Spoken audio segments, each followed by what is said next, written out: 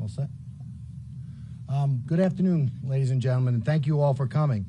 I'm standing here with my law enforcement partners in the Gilgo Task Force to announce the indictment of defendant Rex Andrew Heerman, 59 years of age. And he's been arrested by the Suffolk County Police Department's homicide detectives, and he's been indicted in a grand jury presentation by the Suffolk County District Attorney's Office for the murders of Melissa Bartholomew, Megan Waterman, and Amber Costello. The investigation of Maureen Brainerd Barnes is ongoing. These young women went missing between July of 2007 and September of 2010. They were found in December of 2010 by the Suffolk County Police Department, and then there was nothing, absolutely nothing. For the next 13 years, their cases went unsolved until today. When I took office in January of 2022, I made Gilgo a priority. I made Gilgo a priority before I took office. I met with the victims' families, some of whom I'm proud to have standing with us today, and I told them that we were going to handle this case differently.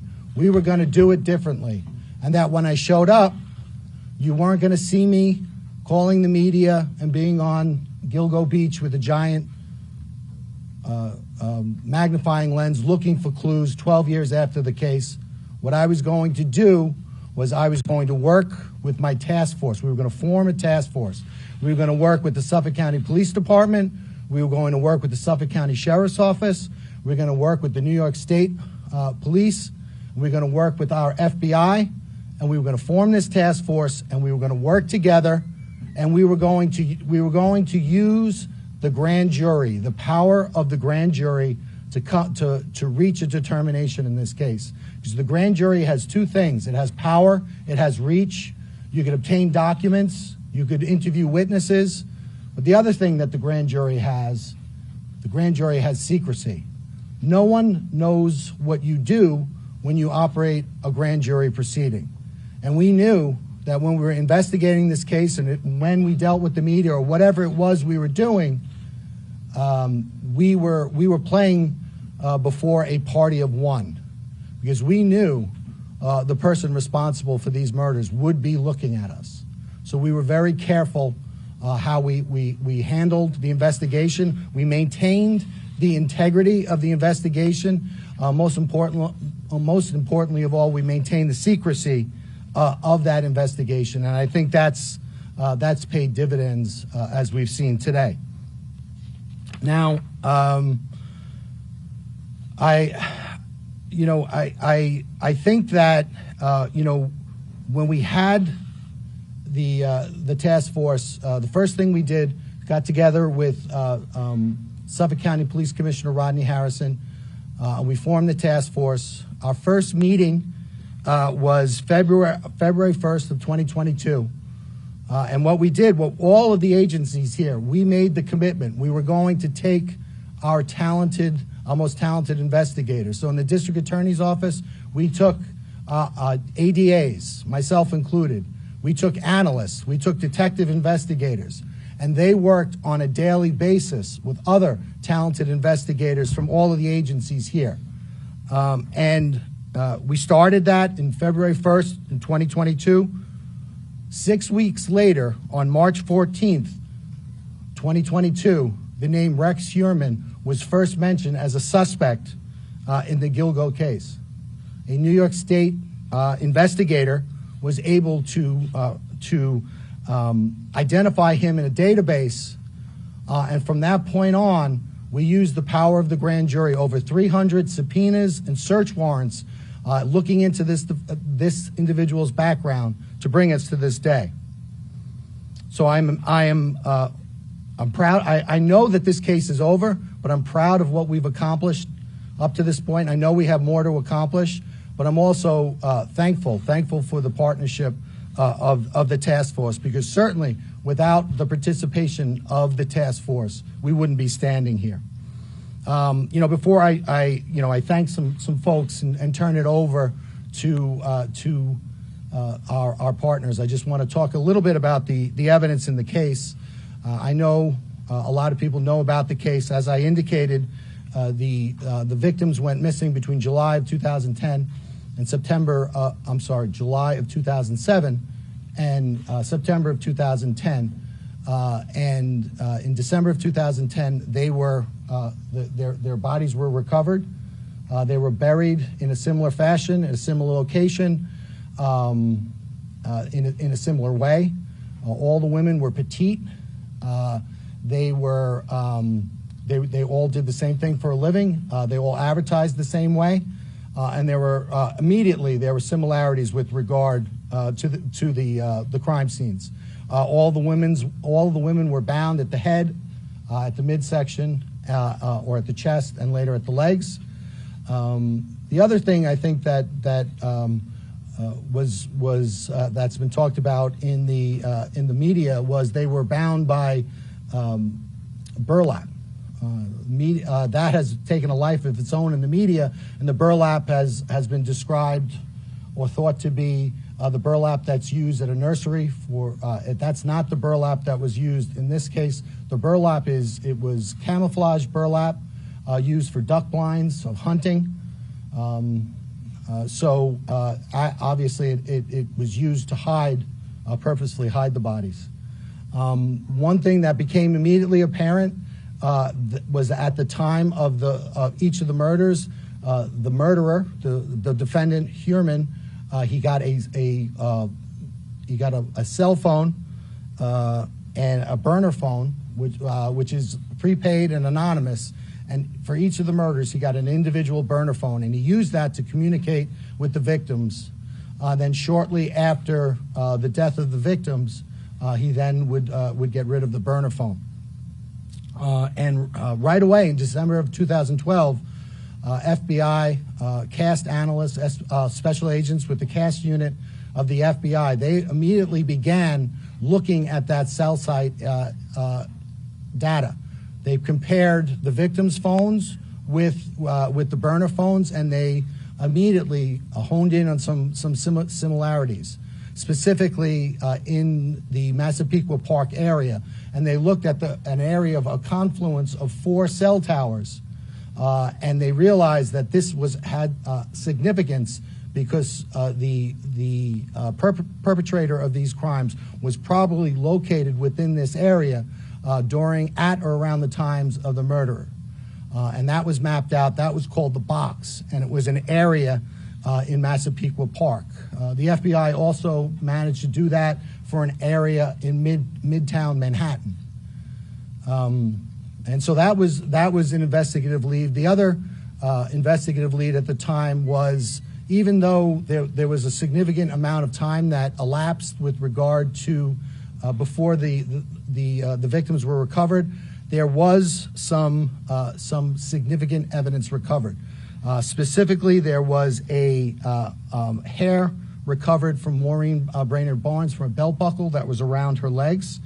With regard to Megan Waterman, there were 3 hairs recovered from her, one from around her head area, one from around her leg area in the burlap, and then there was one caught in between the tape.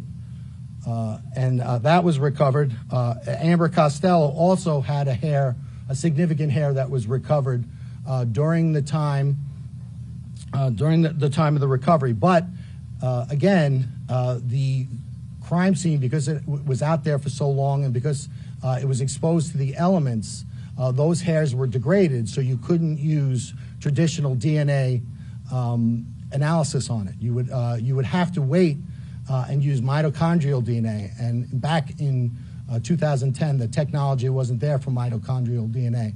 So the investigation proceeded, but also technology proceeded as well. And then in January and February of 2022, we formed the task force. We began working collectively.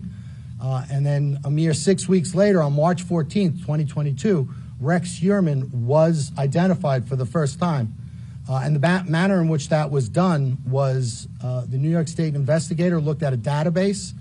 Amber Costello, the day before her disappearance on September 1st, 2010, she met with an individual for the purposes of having him pay her money for her services, but she involved herself in a ruse where once the individual gave her money, and other individuals came into the house, pretended to be significant others, confronted the individual with the purpose of making that individual uncomfortable, having him leave without retrieving his money, and that's exactly what happened.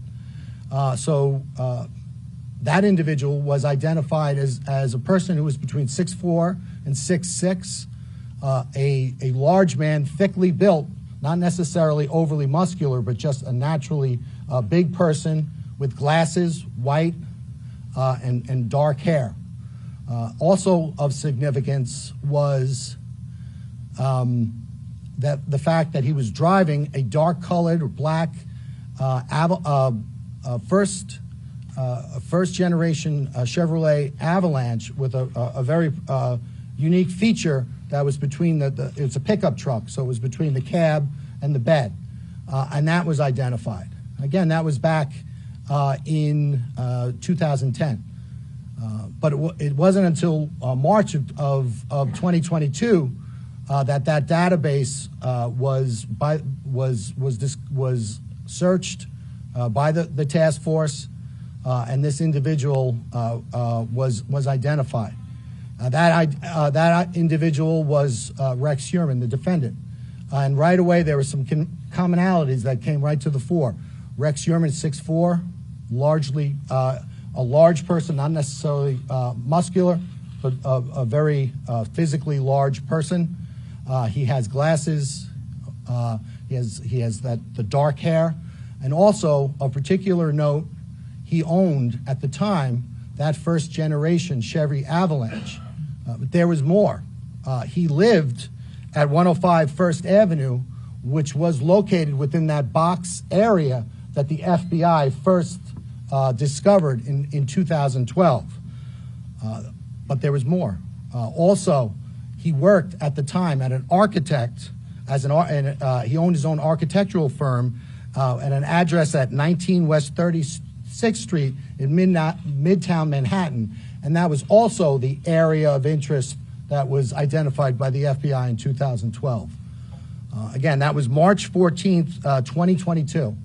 And from that point on, our partners and my office, we used the grand jury to continue to investigate, and we executed over 300 subpoenas, search warrants pertaining to this individual to find out more information. One of the things that we did is we followed him because we wanted to get an abandonment sample of his DNA, which we were able to do.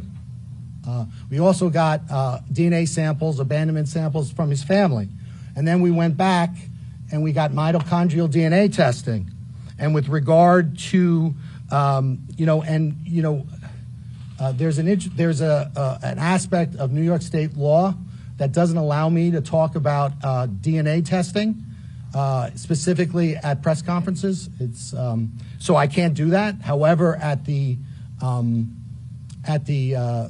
arraignment and also when we filed our bail letter, we talked about the significance of that evidence. So if anyone needs to see that, but suffice to say, that evidence was significant, especially with regard to the other evidence that we had developed. But there was another interesting aspect. We looked at the Yrman family travel records, and we learned that during the murders of the last three women, Barthelemy, Waterman, and Costello, that during the commission of those murders, the defendant's wife and children were out of New York State, and he was alone in the tri-state area. We also went back and looked at his cell site records, and we compared his personal cell site records with that of the 4 target phones, and we saw that there was areas of commonality. In other words, that whenever the target phones would bounce off a cell tower, if the Yurman personal phone bounced off a tower, it was always consistent and in close proximity with the target phones. And at no time was there ever an instant where those target phones were, for instance, in New Jersey while the defendant was on Long Island. So that was completely consistent. The other thing that we looked at was we looked at his use of burner phones, and we followed, using the grand jury, using the great investigative help from our partners, we followed his use of burner phones. We were able to identify 7 separate burner phones that he used. We were able to use fictitious or fraudulent email addresses and get Google warrants, and from there we got his searches. And we learned what the defendant was searching. In a 14-month period, he had over 200 searches pertaining to the Gilgo investigation. Not only was he looking at investigative insight, he was trying to figure out how is the task force using cell phones to try to figure out what's happening. What are the developments with regard to the task force? And this really supported our decision to keep our investigative focus secret, because we knew that this one person would be watching, and we didn't want to give him any insight into what we were doing. And we also didn't want him to know just how close we were getting. So we maintained the grand jury secrecy, and we maintained the integrity of our investigation. In addition to those Gilgo searches, he was compulsively searching pictures of the victims, but not only pictures of the victims, pictures of their relatives, their sisters, their children, and he was trying to locate those individuals. In addition to that, there was a lot of torture, porn, and what you would consider, depictions of women being abused, being raped, and being killed. In addition to all of that, we continued to look, and we were able to determine that Chevy Avalanche that was used during the commission of the Amber Costello crime, that Chevy Avalanche was in South Carolina.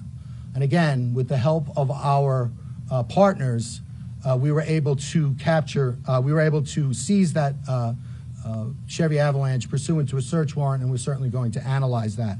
In addition to that, pursuant to the arrest of the defendant last night by the Suffolk County Police Department, we obtained one of his burner phones, his last burner phones. As I said, this case is not over, it's only beginning. We're continuing to execute search warrants, and we anticipate getting more evidence.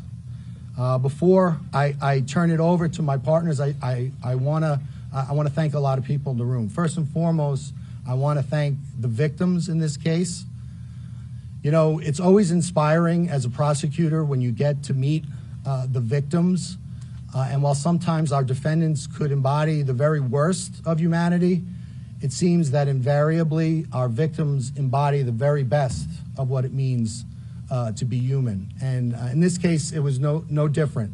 I've gotten to know the families, and I'm inspired by them, and I'm impressed by their patience and by their dogged persistence in not only supporting their lost sisters or mother or daughter, but also really really standing for victims everywhere. So I want to thank them all so much, and I want to let them know that we're going to continue to work this case. The next thing I want to do, I just want to thank, our partners. I want to thank Suffolk County Police Commissioner Rodney Harrison.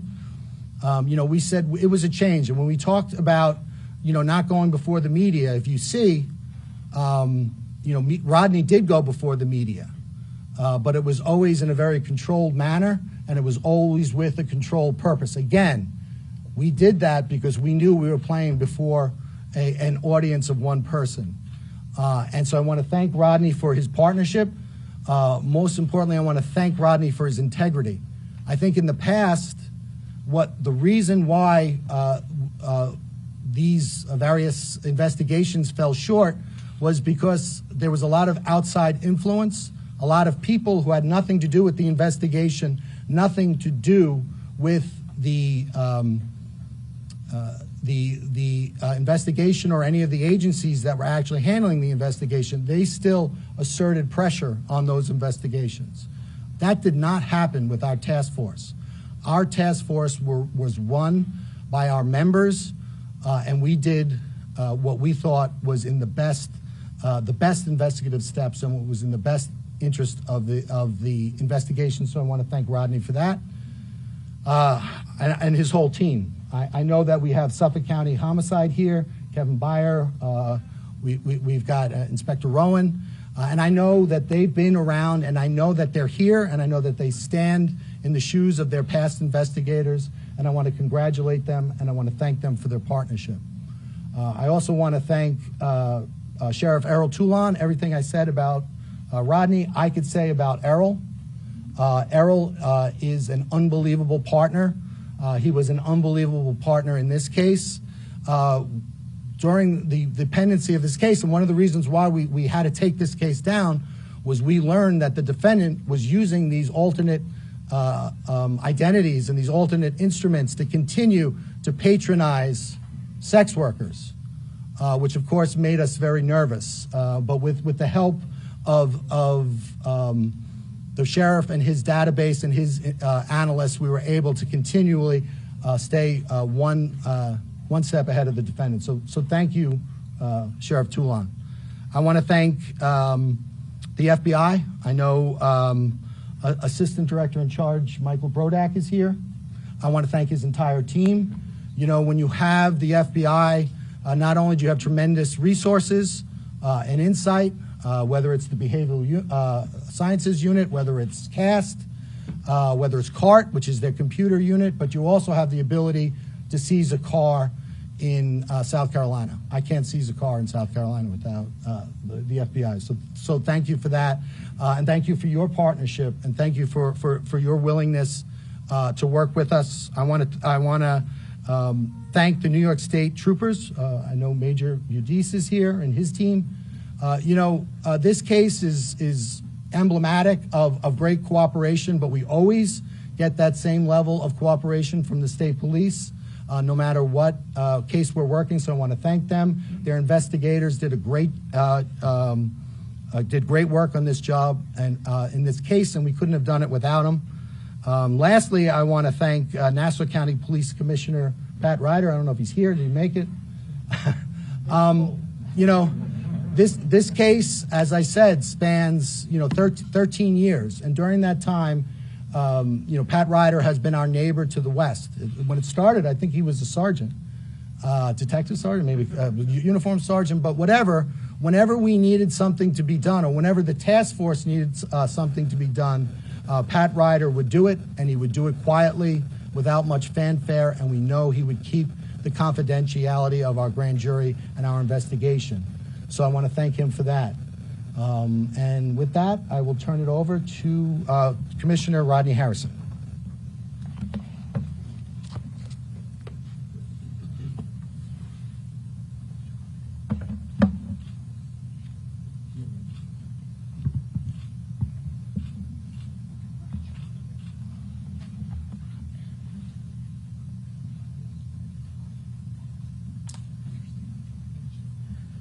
Good afternoon. Today is a good day. And before I acknowledge the individuals that had a role in getting to this place, I would first and foremost like to offer my deepest condolences to the family members. To the family members of Amber Costello, Melissa Bartholomew, Megan Waterman. I can only imagine what you had to endure over the last decade regarding knowing that your killer was still loose. God bless you.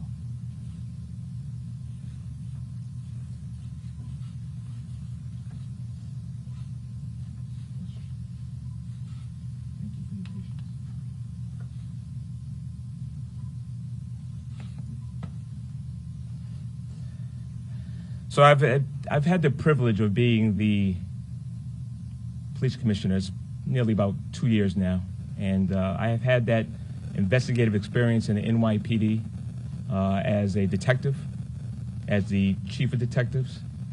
And when I was going through the process of being the police commissioner, my engagement with the county executive was I was very familiar with this unfortunate homicides.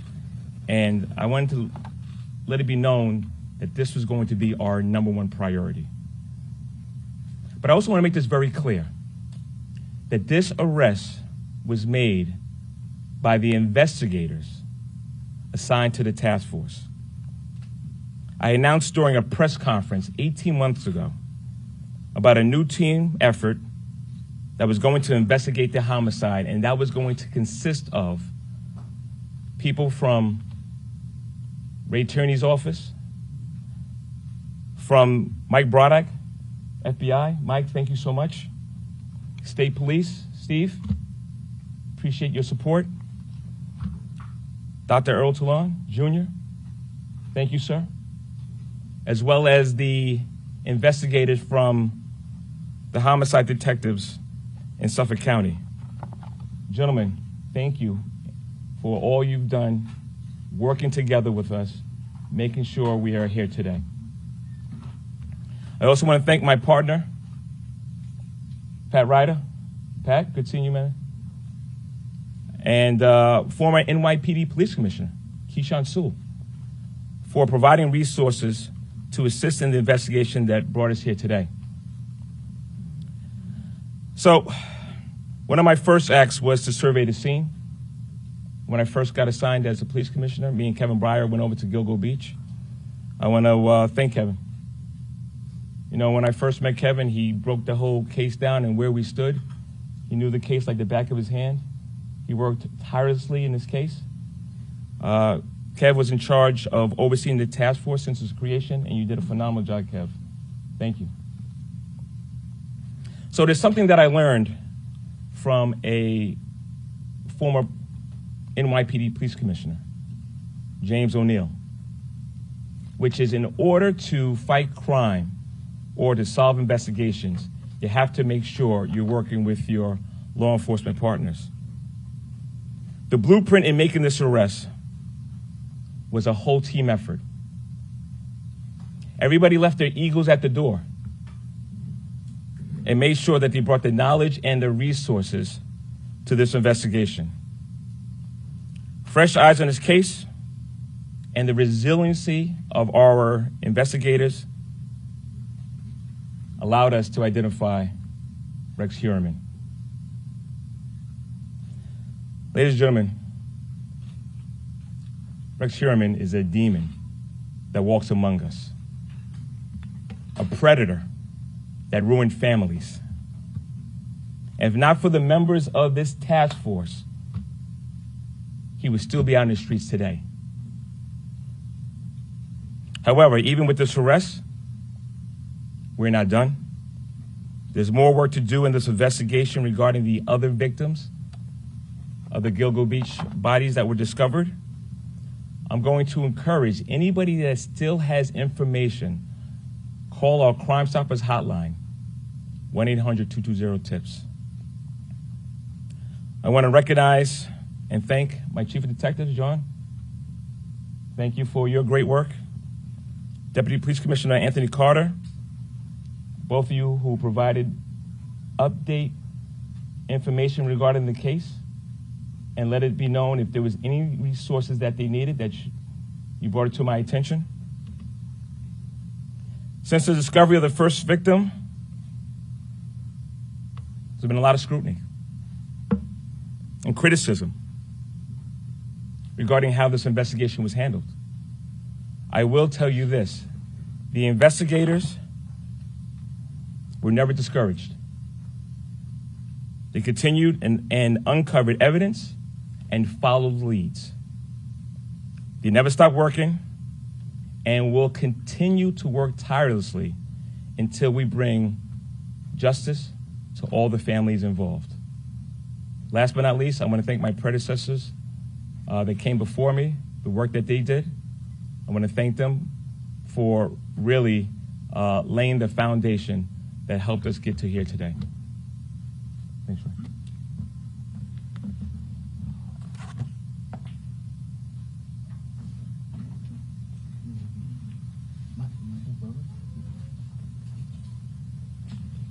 Good afternoon. My name is Michael Brodak. I'm the FBI Special Agent in charge of the New York office's Criminal Division. The FBI expended its full set of resources in support of our local and state partners to advance this investigation. The charges show that we can overcome the most difficult challenges when federal, state, and local law enforcement work together under one task force. While nothing can fill the void caused by the loss of a loved one, through today's announcement, we are hopeful that the families of the victims begin to experience a sense of peace, closure, and justice, and that the general public feels safer knowing that an alleged killer is no longer roaming free. The actions taken today should serve as a reminder that the FBI, along with our law enforcement partners, will continue to be resolute in our determination to bring all offenders to justice, no matter how many years has passed. I would like to thank Suffolk County District Attorney Ray Tierney and his prosecution team, Suffolk County Police Commissioner Rodney Harrison and the Suffolk County Police Department, the New York State Police, and the investigators and staff of the FBI New York Field Office, including the Long Island Violent Crime Task Force. Thank you.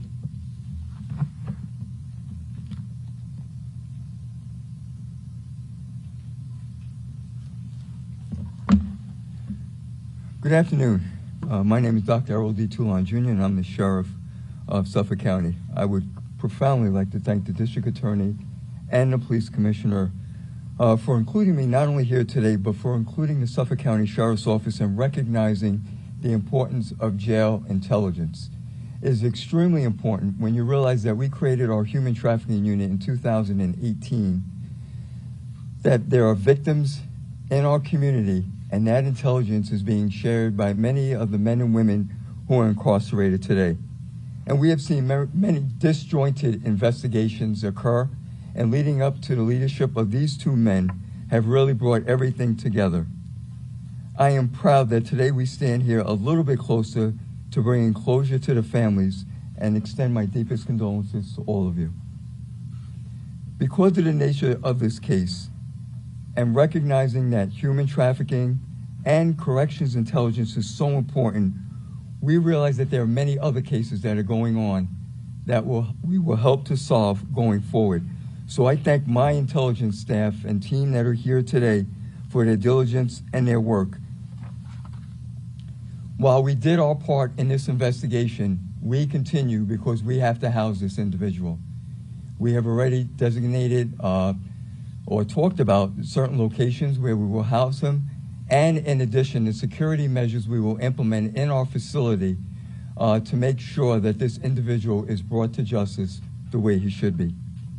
Thank you very much, and have a good day.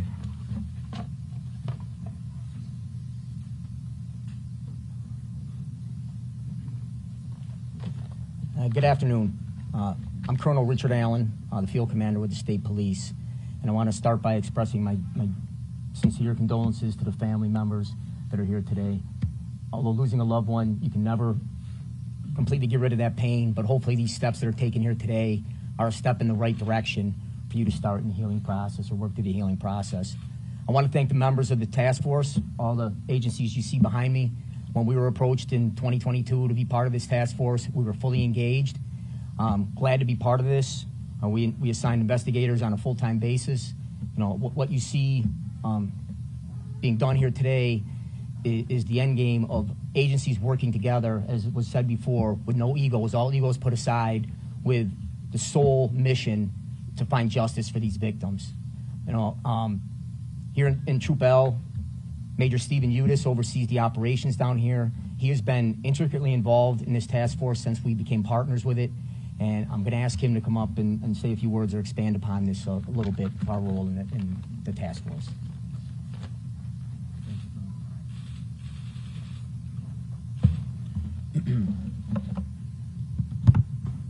Thank you, Colonel. Good afternoon. I'm Major Steve Udis, New York State Police, Troop L, Long Island Troop Commander.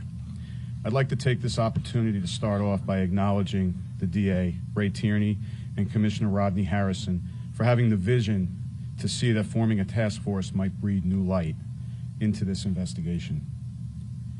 The state police were asked in early 2022 to join this task force, and once requested, we were more than willing to do so. We were also very pleased that we were able to make some very meaningful contributions in this case to help propel it forward. I'd like to take this opportunity to thank all of the task force members from the different agencies and congratulate them on a job well done. I think this case represents an example of what we as law enforcement can do when we pool our resources together and we work together. I would also like to mention the state police member assigned to this task force. You were provided with a mission, and that mission was to participate in this task force, put everything else that you were doing aside, place 100% of your attention on this case, and help push this case forward. You more than accomplished that mission. I congratulate you on a job well done, and I commend you for your outstanding work. To the families, I'd like to say that on behalf of myself and the New York State Police, we offer you our deepest condolences. We recognize that these crimes may have happened years ago, but that pain continues.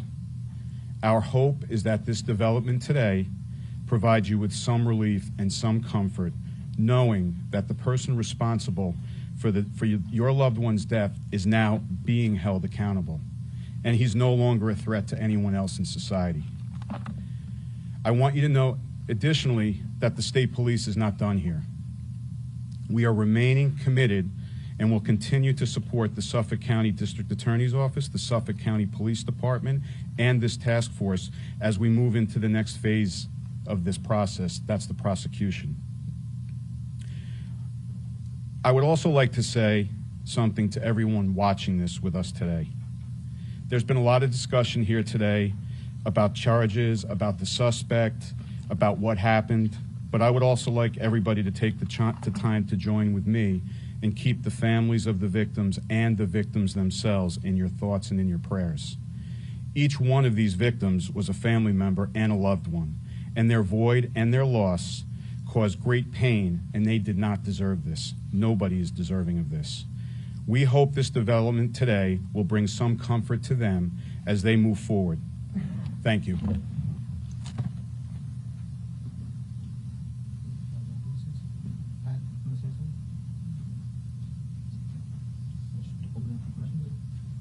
Does anybody have any questions? DA, in court you said that the investigation had to be cut short at one point because of, I think you were fearing the defendant being flee, but more importantly, the safety of people in the community. Can you just explain that more here? You know, sure. Before I do that, I'm standing back there. I realized I didn't thank my own team. So I want to thank my chief investigator, Rich Zacharis, who is I am so lucky to have. I want to thank Nick Santamartino, ADA Nick Santamartino, ADA Michelle Haddad, ADA Andrew Lee. I also want to thank my chief assistant, Alan Bodie, and I want to thank all of the incredible analysts that we have working for us at the Suffolk County DA's office. So having said that, I will now answer your question. You know, I think that there was a tension in the task force, and it was a good tension because there's a tension between getting the evidence necessary to charge somebody, but also keeping the public safe. And that's the tension that we always deal with. So as we were working forward, we had Suffolk County PD, we had the FBI surveilling the defendant. Obviously, that can't be all the time, but we were reasonably assured with that. But this individual was a person that continued to patronize sex workers at all hours of the night. He continued to use fictitious email addresses, fictitious identities, burner phones. And so as we worked through the case and we got closer and closer, all of a sudden, and we built the evidence, suddenly the balance tips in favor of public safety. So, I think we all wanted as a task force to continue it, but I think collectively we felt that it was time to strike that balance and to take him off the street. So that's what we did. Yeah, I see that you have some of the family members gathered here today. Could you introduce some of them, and if they want to say anything about the news? I don't believe they. Does anybody want to say anything? No, they're here. They're. I can tell you they're the Waterman, Bartholomew, and Brainerd Barnes family members, but they're here. They're here first and foremost to support their loved ones, and we're happy and grateful to have them here. Are you looking at any other people? Do you believe that there are multiple people responsible for the remains, for the murders? This portion had to deal with the deaths of these 4 young women, and that's what we focused on. That was what the grand jury investigation was focused on. I talked about the commonalities, and the commonalities, all of those commonalities that we talked to were unique to these 4 separate cases. So that's what we're working on. I think the other members of the task force said, we're going to continue, and continue to work and investigate and try to get a small measure of closure for all the victims' families. But for right now, this defendant, it's this defendant with these 4 victims. So you guys have remains, is there any relationship between the person that you're in and the other remains, other than the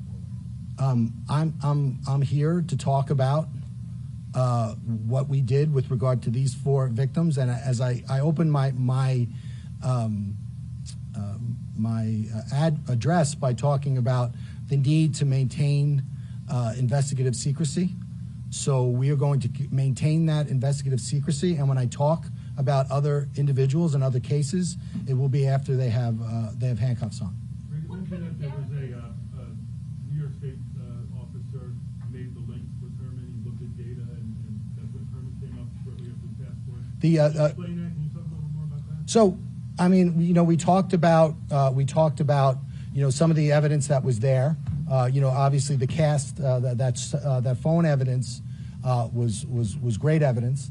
And then there were other commonalities, there were other investigations. But I think one of the good things about having a task force is basically you strip it all down.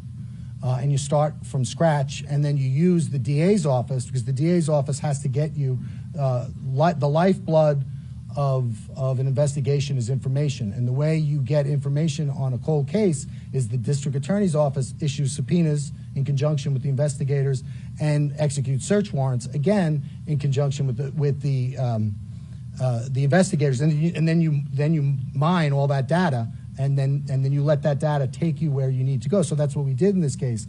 And 6 weeks in, the break in the case, a significant break in the case, was the avalanche and the fact that this guy, he was described by witnesses as an ogre. He matched the description of the ogre and where he lived. Was the avalanche the link there? Was that what jumped out? Well, I mean, it was a lot of things, right? It was his physical size. It was his where he lived, where he worked. The fact that his family members were out of the country at the time of the commission of the 3 murders. The fact that he now then you start looking into him, and then you start getting burner phones. Well, we had up to 7 burner phones. He's using these fictitious email addresses. So then you follow him and you get an abandonment sample. Then you go back to some of the old evidence. So it's there are. I mean, March 14th. 2022 was a huge day for the task force, but it's never one piece of evidence. Well, there's like what they'll call lawman searches, and basically what it is you run a certain make and model of a car and certain other, where you live or what you do for a living, and then you get data, and then you mine that data for something that would match with your case. And you do that. You don't do that just you do that 100 times, until it hits, until you get the right data points. Did the suspect say anything when he was arrested? Was he surprised? Did he admit to the murders? So we can't talk about ethically in New York. We can't talk about any statements the defendant made, but he made. We're not turning over any statements. Surprised? I would say he was, yes. You mentioned these features that help you track down the avalanche. Yeah. So in between the bed and the cab, there's like a little triangular ornament almost, and it's unique in the way it's configured. It's unique to the avalanche. It was unique to the avalanche at that time, and that was something that was pointed out by witnesses. What? Well, the investigation is continuing, and I would never say never. And we're going to continue to look at, again, now this is a watershed event in this case.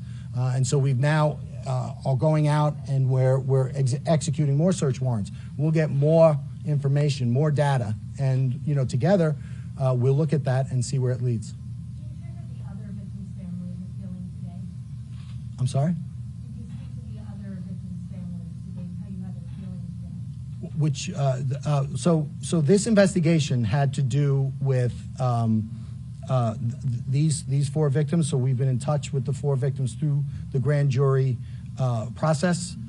With regard to victims in general and other victims, who lost people in the vicinity of that area, we speak to our victims all the time, but those are conversations that we keep between ourselves.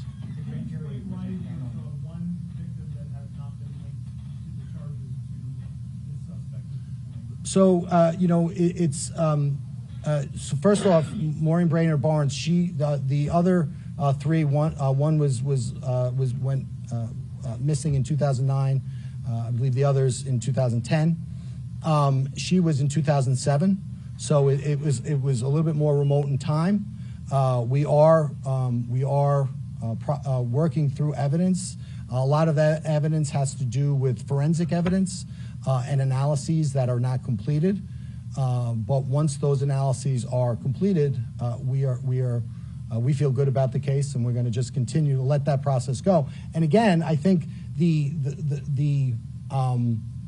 initial plan was to allow the grand jury investigation to go a little further, but at a certain time, again, the task force felt, we need to for reasons having nothing to do with the evidence in the case, we need to take it down. Can you just sum up this defendant? You've seen a lot. Can you just sum up this defendant and what he is? He's it's as a prosecutor and as investigators, he is charged with a crime. There are certain elements in which we need to prove that crime. We are going to prove those elements. We're going to work hard. We're going to convict him, and we're going to hold him responsible for what he did. And whether, what I think of him personally, whether I like him, whether I don't like him, doesn't matter. We are going to hold him responsible for what he did in this case. When was the grand jury panel, and is it? The grand jury is it's secret. And we're going to keep it secret, but we have an investigation, and it is continuing. There was a belt that was presented publicly by the Suffolk County Police Department a few years ago with initials on it. I think one of the initials appeared to be MH or WH or something along those lines. Obviously, this guy's got an H in his name. Sure does. Can you talk about that? I mean, he has an H in his name. He has, so it's, what was it, HM? Or WH? Yeah, so he's got an H in his name, and other relatives in his family have a W in their name. What that means, I don't know. And can you talk about alleged why? How much motive I think that when you look at his internet searches, you know, I think that provides a little insight into his state of mind. And again, we don't have to prove motive, we have to prove the elements, and that's what we're going to do.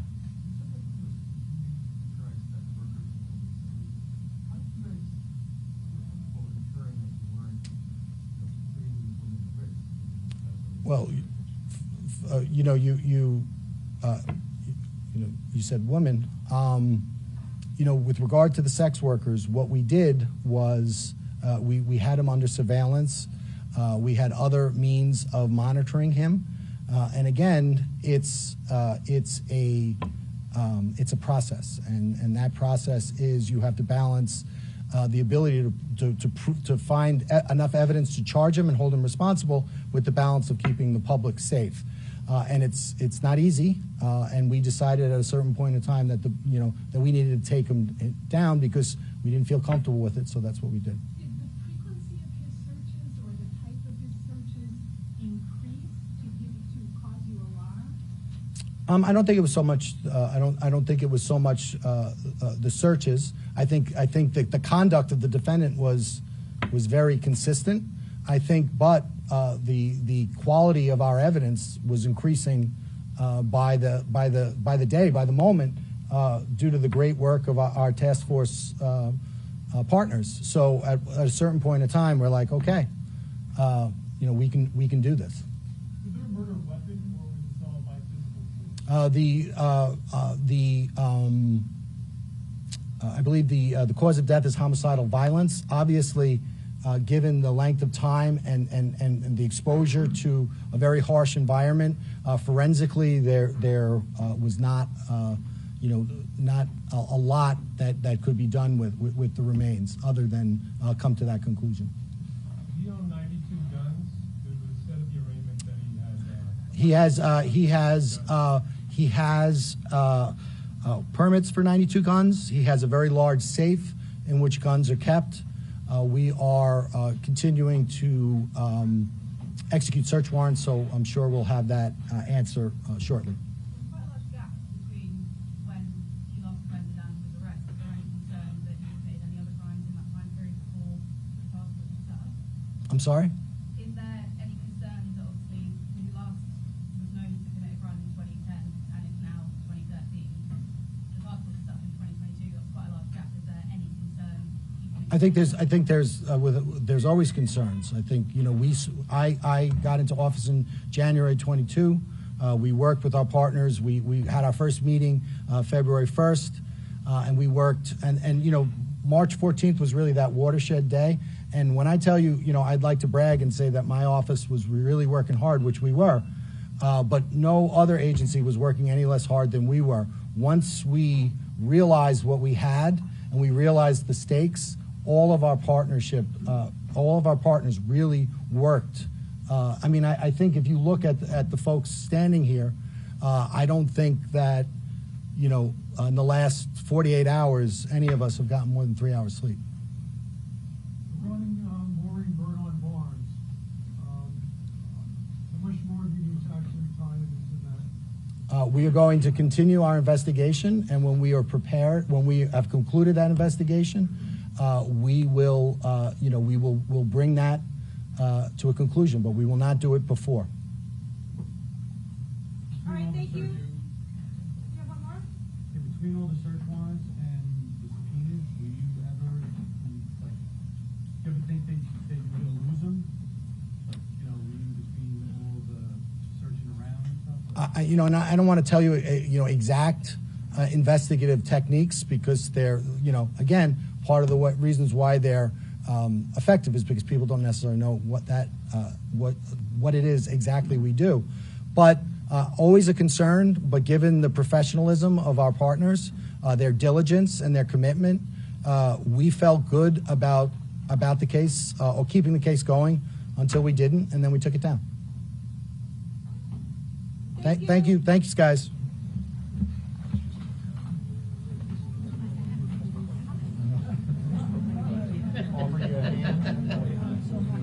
Now, yeah, it's it's over now, we'll go rest my foot. It was hot in here, boy.